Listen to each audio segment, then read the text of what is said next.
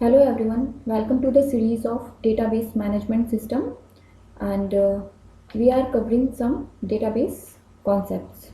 Okay, what are the concepts that we will cover today? So first is the what is data and the second is the what is information.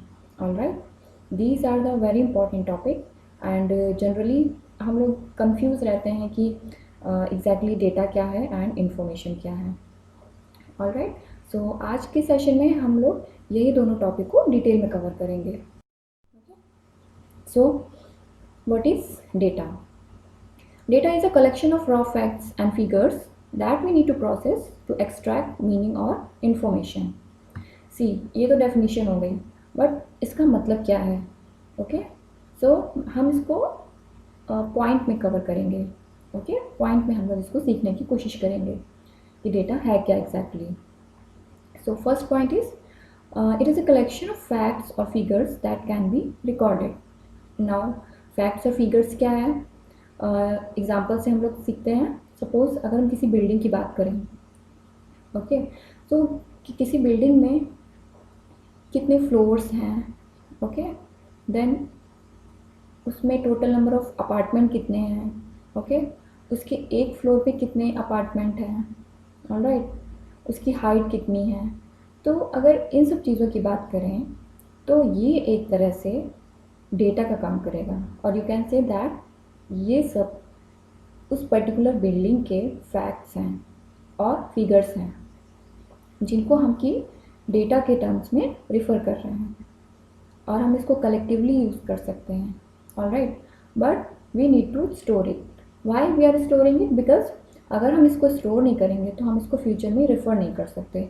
आप इसको manually store कर सकते हैं, किसी register में store कर सकते हैं, और अगर कंप्यूटर में सेव कर रहे हैं तो फॉर एग्जांपल हार्ड डिस्क में स्टोर करेंगे, राइट, तो उस केस में वो उसका डेटाबेस का काम करेंगे. So it is a collection of facts और figures that can be recorded. Now the next point is it is a collection of values. Now what are those values? See, character. अगर हम लोग computer में store कर रहे हैं तो हमें कंप्यूटर के भाषा में इसको स्टोर करना पड़ेगा. Alright, then it would be a character. Character क्या है? कैरेक्टर किसी का नाम हो सकता है. Alright, so next is number. Number क्या है? नंबर किसी की एज हो सकती है, रोल नंबर हो सकता है, रजिस्ट्रेशन नंबर हो सकता है, सीट नंबर हो सकता है. Alright, then next is audio and then video. Audio and video files. See, simple हम लोग जो YouTube में देखते हैं that is a simple video. Then we will see it is in the MP3 गाने जो सुनते हैं that would be an audio file. Okay. Then next is the image or picture.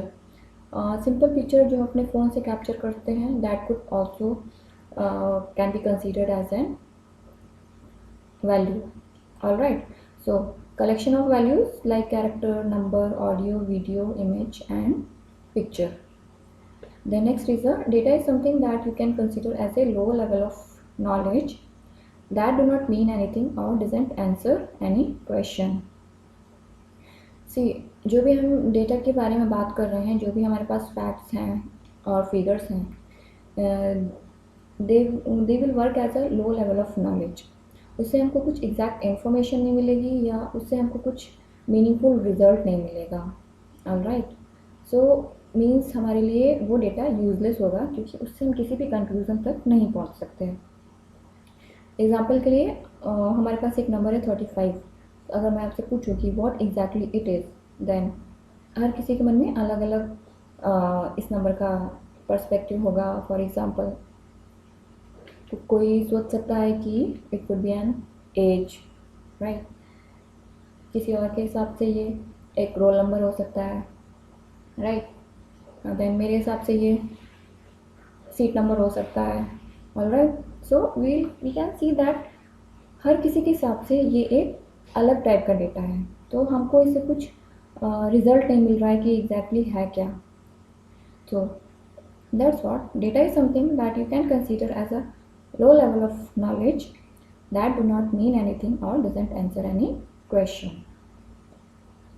So that is all about the data, that it is a collection of raw facts and figures that we need to process to extract meaning or information. तो अगर हमको उस data से कुछ meaning निकालनी है तो पहले हमको उसे प्रोसेस करना पड़ेगा, ओके, तब वो इंफॉर्मेशन बनेगी. तो we have seen that what is data.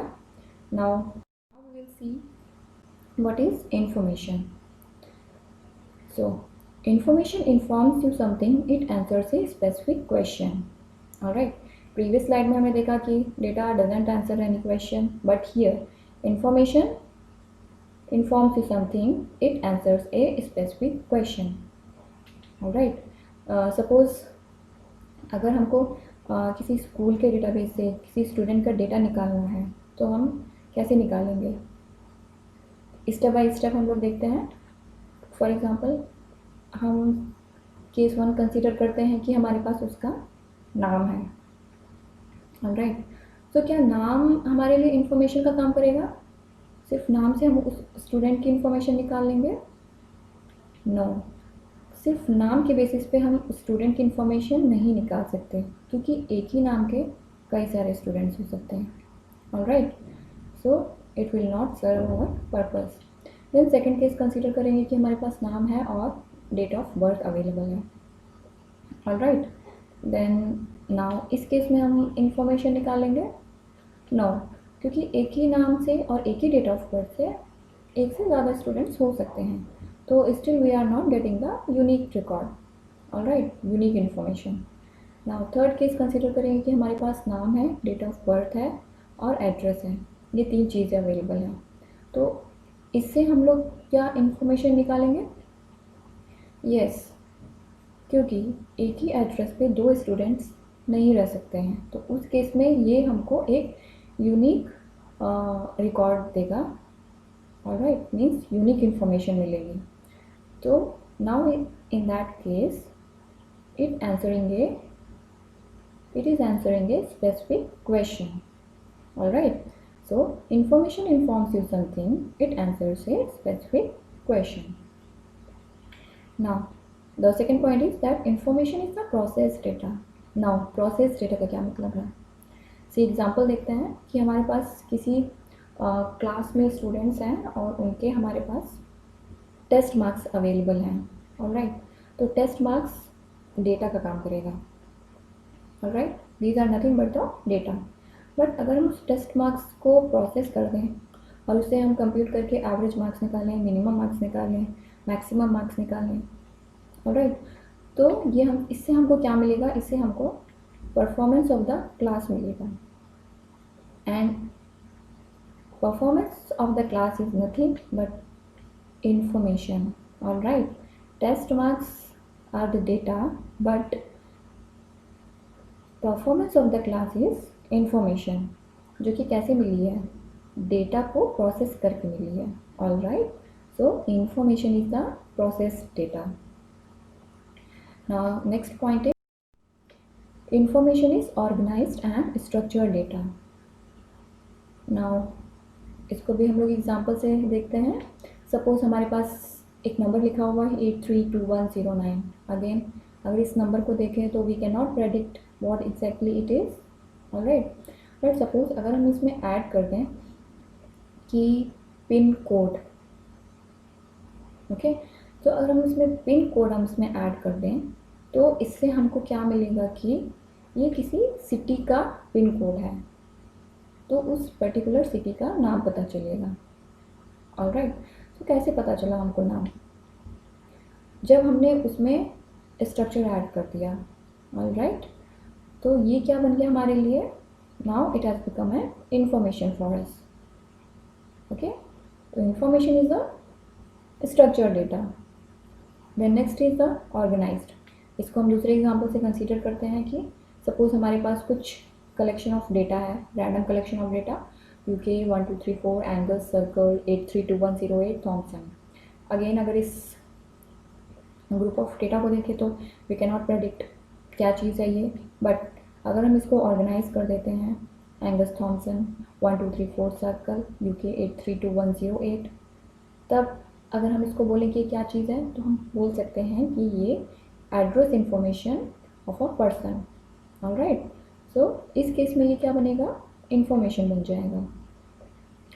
सो अगर हम डेटा हमारे पास अवेलेबल था बट हमने उसको ऑर्गेनाइज कर दिया तो वो हमारे लिए इंफॉर्मेशन का काम कर रहा है. Okay, so information is the organised and structured data. तो जल्दी से हम लोग फाइनल डेफिनेशन देख लेते हैं. Information is the data that are processed, organized and structured so as to make them meaningful and useful. और डायग्राम से समझना चाहे तो we can say that data and then we need to perform processing. After that we get the information. All right. So processing is very important term here. Processing कुछ यहाँ पर कुछ भी हो सकती है. For example applying a particular formula और rule is may be a processing और organizing and structuring the data could be a processing.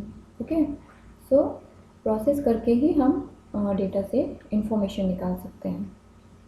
Okay, and one important thing that I want to mention it here is that there is no fix rule कि हम कह सकें कि ये data है और ये इंफॉर्मेशन है.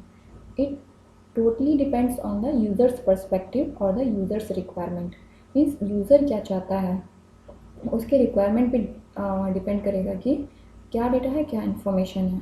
फॉर एग्ज़ाम्पल अगर हम लाइब्रेरी की बात करते हैं तो लाइब्रेरी में हम देखेंगे कि वहाँ पर कई सारी बुक्स होती हैं. ओके, DBMS की बुक, डेटा स्ट्रक्चर की बुक, ऑपरेटिंग सिस्टम की बुक. ओके, बट अगर यूज़र को DBMS की बुक चाहिए तो DBMS की बुक उस यूज़र के लिए इंफॉर्मेशन का काम करेगी और बाकी सारी बुक्स डेटा का काम करेगी. क्यों? क्योंकि उसको जो वैल्यूबल इंफॉर्मेशन है वो DBMS की बुक से मिल रही है. All right, so it totally depends on the user's perspective or the requirement that what exactly the user want. Okay, so that was the detailed discussion about the data and the information. Hope आप लोग को समझ में आया होगा. Okay, सो अगर पसंद आया हो तो लाइक कीजिएगा. Thank you.